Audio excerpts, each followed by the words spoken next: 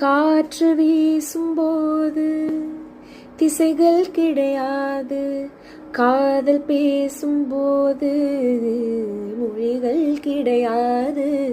பேசும் வார்த்தை போல மௌனம் புரியாது, கண்கள் பேசும் வார்த்தை கடவுள் அறியாது. உலவி திரியும் காற்றிற்கு உறவும் தீட்ட முடியாது, காதல் பேசும் மொழியெல்லாம் சாப்பிட்ட கூட்டில் அடங்காது. இயற்கையின் மொழிகள் புரிந்துவிடு, மனிதரின் மொழிகள் தேவையில்லை. இதயத்தின் மொழிகள் புரிந்துவிடு, மனிதர்க்கு மொழியே